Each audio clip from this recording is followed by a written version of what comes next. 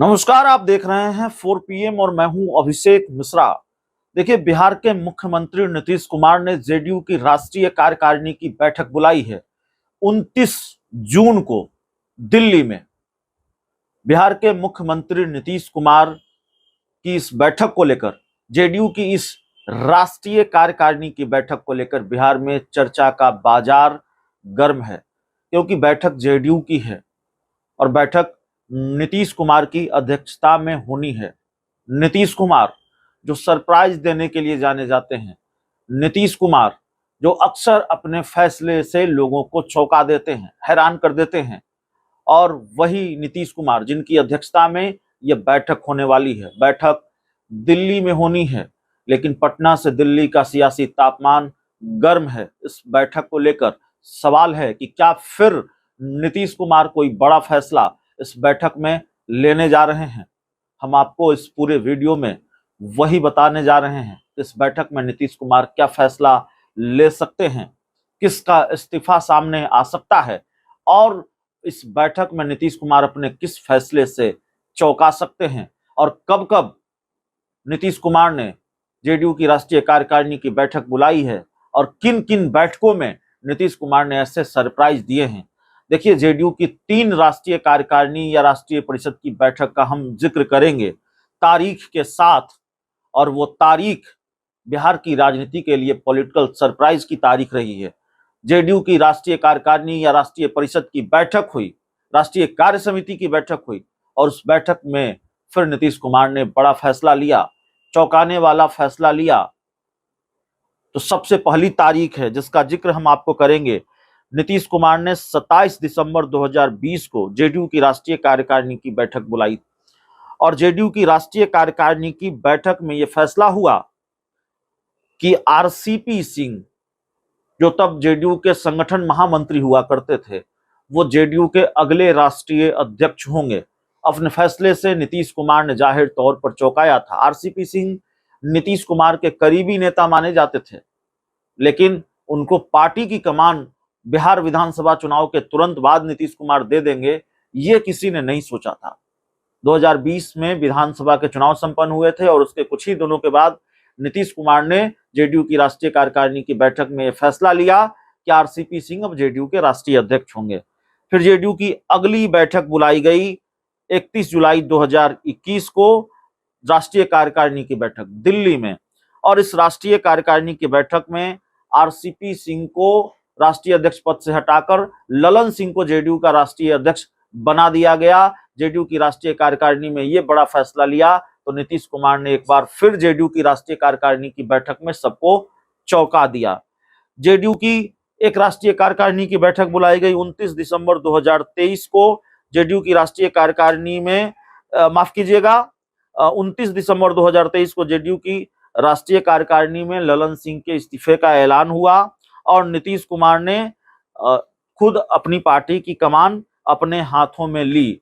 तो 3 बैठक, एक बैठक 27 दिसंबर 2020 को जिसमें आरसीपी सिंह को पार्टी का राष्ट्रीय अध्यक्ष बनाने का फैसला, फिर दूसरी बैठक 31 जुलाई 2021 को जिसमें ललन सिंह को राष्ट्रीय अध्यक्ष बनाए जाने का फैसला, तीसरी बैठक 29 दिसंबर 2023 को जिसमें नीतीश कुमार ने खुद अपनी पार्टी की कमान अपने हाथों में ली। तो ऐसी कई बैठकें, राष्ट्रीय कार्यकारिणी की बैठक में अक्सर नीतीश कुमार बड़े फैसले लेते हैं, जेडीयू बहुत बड़े फैसले लेती है, और इसीलिए जेडीयू की राष्ट्रीय कार्यकारिणी की बैठक पर सबकी निगाहें टिकी हुई है कि नीतीश कुमार क्या फिर कोई बड़ा फैसला लेने जा रहे हैं। ये बात पचती नहीं है कि चुनाव में 4 सीटों पर अगर जेडीयू की हार हुई है, 4 सीटें जेडीयू ने गंवाई है, तो हार की समीक्षा के लिए, बिहार विधानसभा चुनाव की तैयारियों के लिए और संगठन में कुछ छिटपुट बदलाव के लिए जेडीयू की राष्ट्रीय कार्यकारिणी की बैठक बुलाई जा रही है। दरअसल ये बात पचने वाली नहीं है, और ये बात बिल्कुल इस बात की संभावना ज्यादा है कि इस बैठक में फिर नीतीश कुमार कोई सरप्राइज दे दे, इस बैठक में फिर जेडीयू की तरफ से कोई बड़ा फैसला ले लिया जाए, इसकी गुंजाइश ज्यादा है। इस बैठक में क्या फिर किसी का इस्तीफा सामने आने वाला है, और इस बैठक में क्या नीतीश कुमार का ही इस्तीफा सामने आने वाला है? देखिए, जो इस बैठक को लेकर जो संभावनाएं हैं वो भी हम आपको बताते हैं। नीतीश कुमार इस बैठक में सक्रिय राजनीति से संन्यास का भी ऐलान कर सकते हैं। हो सकता है इसकी गुंजाइश कम है, लेकिन कुछ भी संभव है। यह नीतीश कुमार की पार्टी है और बात नीतीश कुमार की हो रही है, तो ये संभावित फैसले हम बता रहे हैं। हम ये नहीं कर रहे हैं कि यही होने जा रहा है, नीतीश कुमार इस्तीफा ही देने जा रहे हैं, लेकिन नीतीश कुमार ने अक्सर चौंकाया है, तो इस बात की संभावना है कि नीतीश कुमार सक्रिय राजनीति से संन्यास का ऐलान कर सकते हैं, पार्टी के अध्यक्ष पद से इस्तीफे का ऐलान कर सकते हैं। अगर वो सक्रिय राजनीति से संन्यास नहीं लेंगे तो पार्टी के अध्यक्ष पद से इस्तीफे का ऐलान कर सकते हैं। नीतीश कुमार पार्टी में किसी को कार्यकारी अध्यक्ष पद की जिम्मेवारी दे सकते हैं, जिसकी संभावना सबसे ज्यादा है। संसदीय बोर्ड के नए अध्यक्ष के नाम का ऐलान कर सकते हैं। जेडीयू में भी संसदीय बोर्ड का कोई अध्यक्ष नहीं है। उपेंद्र कुशवाहा जेडीयू के संसदीय बोर्ड के अध्यक्ष हुआ करते थे और उनके जेडीयू छोड़ने के बाद यह पद अब तक खाली है। बिहार में विधानसभा का चुनाव आने वाला है और लोकसभा चुनाव बिना संसदीय बोर्ड के अध्यक्ष का ही हुआ है।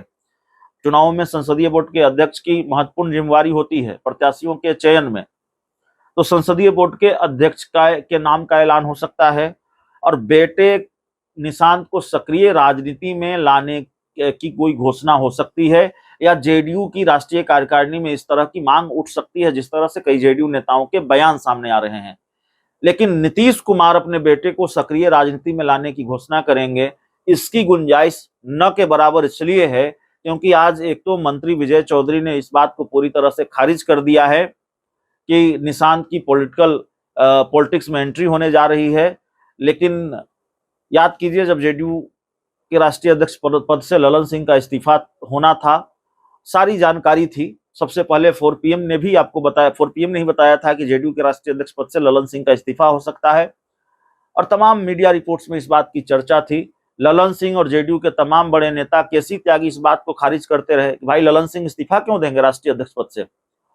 और जब जेडीयू की राष्ट्रीय कार्यकारिणी की बैठक दिल्ली में शुरू हुई तो सबसे पहली जो खबर आई इस बैठक से निकलकर वो यही आई कि जेडीयू के राष्ट्रीय अध्यक्ष पद से ललन सिंह ने इस्तीफा दे दिया है।